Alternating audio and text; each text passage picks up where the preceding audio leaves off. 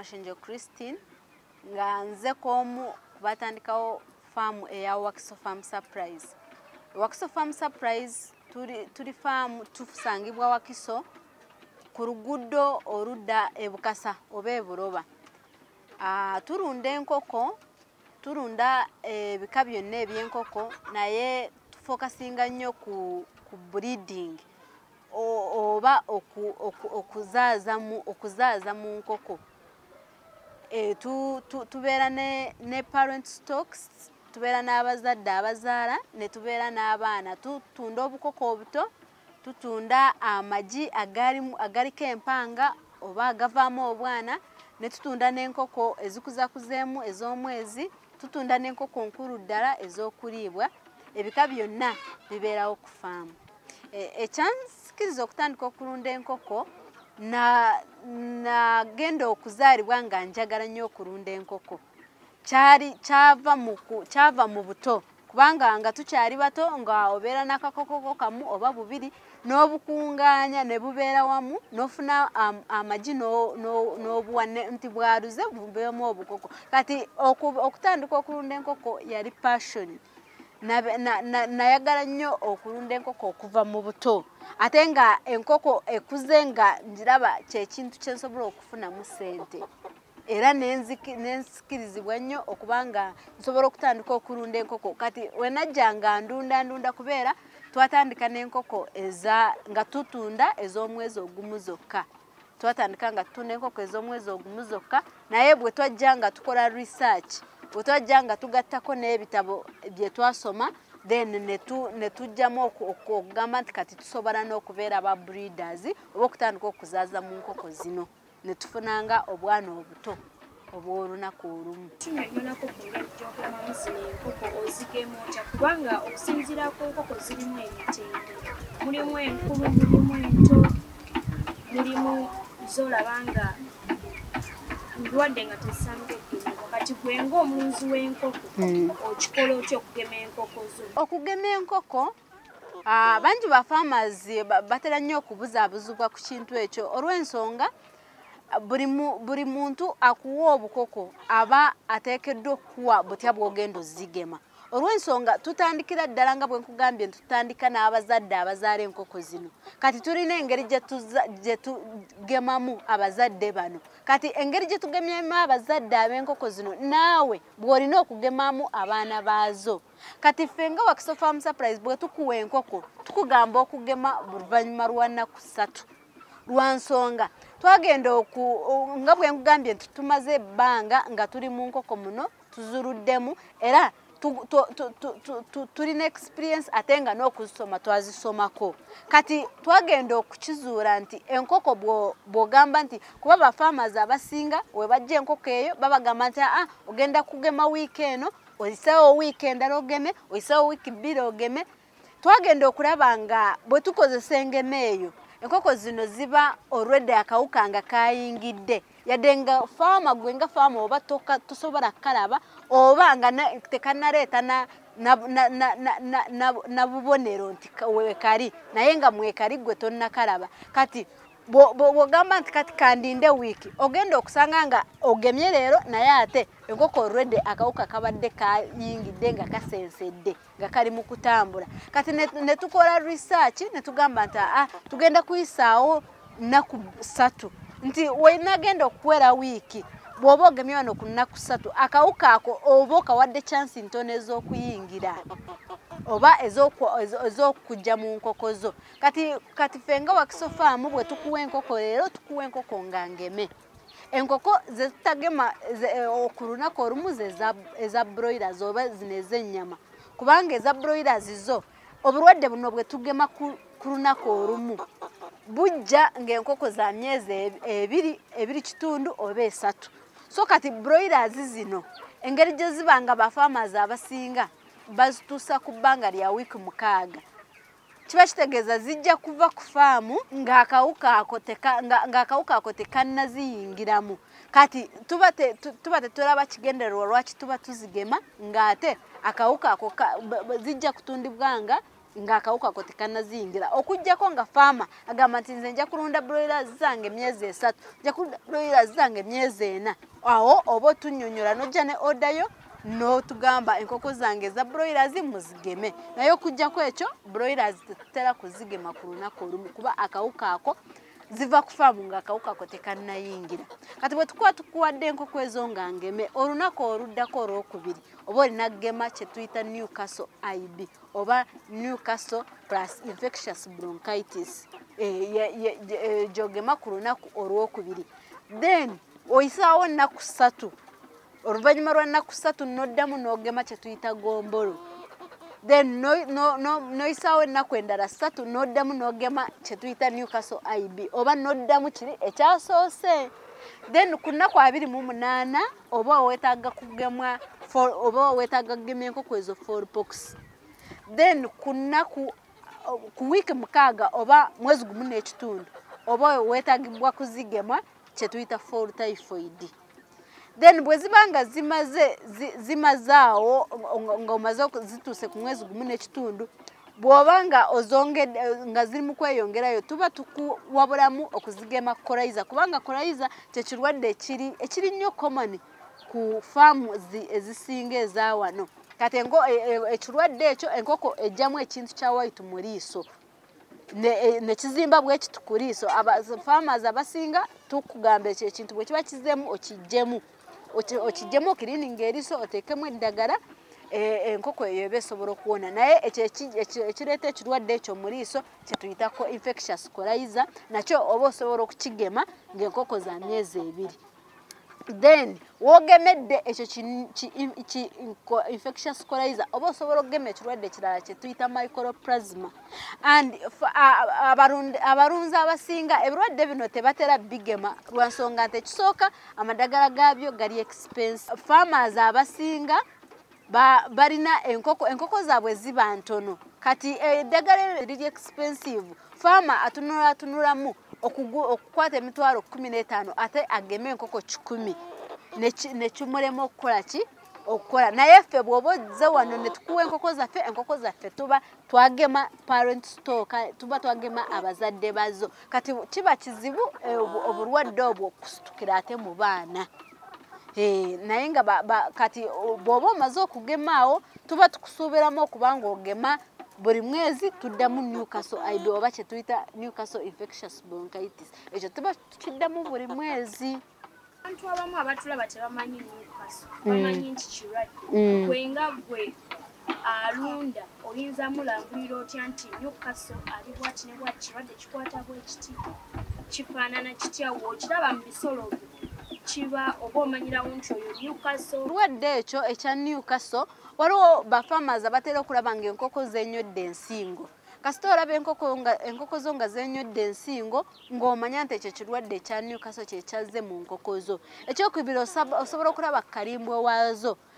waazo abeera mweru ate nga mukwafu kalimbo abeera mweru ate nga mukwafu awo ng'omanya nti enkoko zo zazzeemu Newcastle oba zisobola okuleeta kalimbwe wa green naye nga toziwadde bintu toziwadde bikuta bya greens oba toziwadde biragalalagala naye n'olaba nga kalimbwe wa green azzeemu ate nga ziridde kubanga waliwo okubanga teziridde nakyo kiba kisobola okuzipamya kalimbwe oyo wa green naye bwe zibanga ziridde n'olaba kalimbwe oyo wa green ng'omanya nti enkoko zo zibanga zizzeemuko ku Newcastle then ekirala olaba nga zibotobotose mu kiyumba tezeeyagala tezidduka mu kiyumba ne bw'oleeta emmere ezisinga tezirya ng'omanya nti ekirwadde ekya Newcastle kyazzeemu mu nkoko zo then ekirwadde kya gombolo yo kyetutera nnyo okugirabirako kwe kutta enkoko mu bwangu n'osanga nti bw'oba olina enkoko zo nga 15 nga mu lunaku osobola okufiirwa enkoko 10 oba 15 ekirwadde ekyo bwe kiba kizze kitta enkoko mu bungi kati ekintu ekyo bw'oba okirabye tolinda kugamba nti ate oba enkoko oba zibadde ki oba manyirawo nti oyinza okuba suspectinga gombolo oyo ate gomboro oyo bwaba akutte enkoko oba ozirabanga zibotoka nnyo ne zikola bwe zito obukooti kiba kitegeeza nti zizeemu ekiringa empewo n'olaba nti enkoko nga ziringa ezirina empewo nga yadde ziri mu environment nnungi omusana weeguli n'ekiyumba kyo kibadde kirungi naye n'olaba nga ziringa ezirina empewo kiba kitegeeza nti enkoko zo zizeemuko ku kagombolo. Then bw'olaba enkoko nga wanono ku open spaces ngamba waneno awataliwo feathers kati nga wano ku mutwe ku maguru ogenda ku nnyindo wano ku minwa ogenda olabako obuntu obulinga amabwa awo ng'omanya nti oyo fourpox yayingiddemuko ku obuntu obwo obulinga amabwa gaziri ku nnyindo gaziri ku maaso gaziri wano wanguru wano ku kantu ka waggulu ng'omanya nti oyo fourpox yayinza okuba nga aziyingiddemu. Then n'ekirwadde kirala kya fall typhoid enkoko ziba tezeeyagala ziba zipama kalimbwe wa gurini nnyo nnyo nga zirinamu okuyiritira nga zirinamu ziyiritira ng'omuntu nga zikola ng'awo omanya nti ekyo kirwadde kiyinza okuba ekya fall typhoid nga kyekyazirumbyemu. Then ekyakolayiza kyengambye kibeera ku maaso enkoko zizimba amaaso ne zizimba ekintu ne kigenda mu liiso ekintu ekyeru era oba okiraba oba osobola n'okukijjamu. Kati then ekirwadde kya mycoplasma enkoko yo ezimba omutwe erina eminyiranyira eyasimula ng'omanya nti ekyo kirwadde kya mycoplasma kyekyayingidde mu nkoko. Ebirwadde ebyo byonna birina ebibijjanjaba era bw'oba olabye enkoko zo nga zirina ekirwadde kyeziyingiddemu ddukirawo mu nnambiro ogende we batunda amadagala ag'okujjanjaba bajja kuwa eddagala enkoko zo zijjanjabibwe. Tubuulireko ku bintu omulunzi atandika okulunda bye yeetaaga. Omuntu atandika okulunda ekisookera ddala weetaaga kiyumba nga kiri kiriini. Ekiyumba kyo kirina okuba nga kiri concrete oba kiri cemented wansi kubanga bw'oteekamu enkoko zino ng'ekiyumba tekiri cemented enkoko ezo zitakula wansi nnyo ate enkoko bwe ziba nga si zaalokonto ozitadde wabweru munda wozitadde ziba tezeetaaga kutakula. Kati ekisookera ddala kye weetaagira ddala weetaaga ekiyumba nga kiyonjo ojja kukiyonjoota ojja kufunayo disinfectant. Disinfectant lyeddagala lino lyogenda okufuwiza. Tulina disinfectant nyingi ku katale waliwo Norocleans waliwo Dexid waliwo Biosafe Ultra Clean disinfectants nyingi gwe onoonyamu bunoonye etakuseeza kubanga waliwo disinfectant nga bagenda kugamba nti mil 10 ziteeke mu katugeze nga mil 10 akacupa ak'emil 10 kateeke mu lita emu. Kiba kitegeeza nti ogenda kugula mil zinga 5 okukola lita 5 ez'amazzi. Kati kyetaaga n'ofuna disinfectant nga tegenda kuseeza. Disinfectant ofuna at least ekugamba nti teekamu mil 10 mu lita emu. Kiba kitegeeza nti ne bw'onagula akakebe ke ka mil 10 ojja kutabula ebidomola ebiwerako ofuule ekiyumba kyo. Disinfectant gye twetaaga mu kusookera ddala. Ekyokubiri tujja kwetaaga obukuta. Obukuta osobola okukozesa obw'emmwanyi oba osobola okukozesa obw'omuceeri naye obukuta bw'emiti tebuwagiddwa kukozesebwa olw'ensonga bubeeramu n'enfufu nnyingi nnyo ate bukaddiwa mangu. Teekeddwa okukozesa obukuta obw'emmwanyi oba obw'omuceeri bwe bulungi. Then ekirala ky'ogenda okwetaaga ojja kwetaaga brooding papers. Brooding papers ezo oziteeka kungulu kw'obukuta. Obukuta oba obutadde mu kiyumba kyo bulungi ekiyumba kyo kiri clean oteddemu obukuta bwo kati kungulu tujja kwetaagako brooding papers. Brooding papers ezo obukoko engeri gye buba nti bwakajja buto nnyo obugere bwabwo buba bukyali delicate nnyo kubanga kati bw'okateeka direct ku bukuta mu bukuta omwo musobola okubeeramu ebifumita obukuta bwo bwennyini buli rwafu kati obugere bwabwo buba bukyali buto nnyo buba bukyali delicate nnyo kati weetaaga okubuteeka awantu nga wali smooth nga tewali kiriwo yensonga lwaki tuteekako brooding papers kungulu. Kati bwe tumala oteekako brooding papers obukoko obwo tebusobola kutandikira okulya mu feeders mu feeders ezo yadenga feeders nazo zirina okubeerawo ng'otandika enkoko olina okubeerako ne feeders olina okubeerako ne drinkers naye bwe tuteekako brooding papers ezo emmere esookera ddala gye ngambyeko gye tuyita starter pellet tugiyiwa ku gundo okwo oba gye tugenda okwogerako tugiyiwa kungulu kwa brooding paper eyo bwe tuba tumaze okuyiwako ekitegeeza kati twetaaga disinfectant ne twetaaga obukuta obw'emmwanyi ne twetaaga ne brooding paper eyo then ekirala twetaaga ka glucovit oba glucose akagenda okuyamba obukoko obwonga bwakajja jjukira bwe buba bwakajja oba tuba tukugamba okusooka kubuwa mazzi ekinene ennyo amasaawa nga 3 nga tebunnatandika mmere gana amazzi gaba gabuyambako okubeera bulungi nnyo mu environment eno gye buzzeemu kuba environment eno gye buzzeemu eba ekyali mpya ku bwo kuba jjukira bwakava mu magi kati bwe bubanga butuuse obusookera ku mazzi ago sisitimu yaabwo eya digestion nesooka eterera bulungi nnyo then n'olyoka ozaako emmere oluvannyuma lw'amasaawa 3 kati glucovit oyo naye tuba tumwetaaga ekirala ennyo tuba twetaaga ekigendo tuwa ebbugumu kubanga buruda yonna weeba tolowooza nti kintu just ki buruda liba bbugumu eryo lyoteekamu obukoko n'obuteeka mu space ntono n'obuteeramu ebbugumu kati ojja kuba weetaaga ekintu ekikuwa ebbugumu eryo ekintu osobola okukozesa ensuwa n'amanda oba osobola okukozesa amasannyalaze fenga wano tukozesa amasannyalaze ebitaale by'amasannyalaze weebiri era bw'oba obyagadde tuba tusobola okubikufunira weebiri n'oteekamu ekitaala ekyo tekinywa amasannyalaze bw'oba omaze okuteekamu kuba kati ekiseera kino amanda bagaseera kati osanga nga okukozesa amasannyalaze ate kyo kyalayisiko nnyo okusingako okukozesa ku manda kati ekitaala ekyo okiteekamu bulungi n'okissa wansiko obukoko we buli obukoko ne bubeera bulungi oba teweetaaga kuddayo nti ate kangendeyo ndaba oba ensuwa eweddemu amanda ate oba neetaaga kwongeramu manda ekitaala kyo okiteekamu ne kireetamu ebbugumu ebyo then ekirala kye tugenda okwetaagako obukosi tuba tujja kwetaaga emmere gye zigenda okulya n'amazzi ge zigenda okunywa byebyo omuntu byalina okusookerako kubanga kati buruda eyo obukoko obwonga buto oba bwetaaga emmere ya starter pellet kati oba olina kufuna starter pellet eyo emmere ey'obukoko obuto gye busookerako naye erina okubeerawo nga tetunneeyongerayo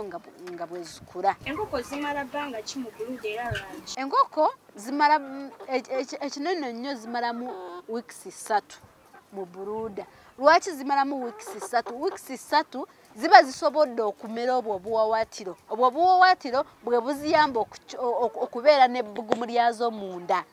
kati bwe zibanga tezinnaweza wiiki 3 obuwawaatiro bwazo buba tebunnakula ekitegeeza ziba zeetaagako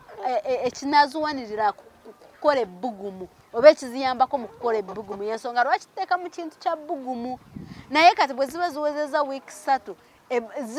ziba zifunye amawawaatiro nga zisobola okukola ebbugumu lyazo ensonga lwaki zirina okumalamu wiiki 3 ate ku wiiki 3 n'oziggyako ebbugumu kuba ate bw'ozirekamu ebbugumu kiba kisobozesa ate okutandika era okufa kuba ebbugumu liba lisuuse nga lingi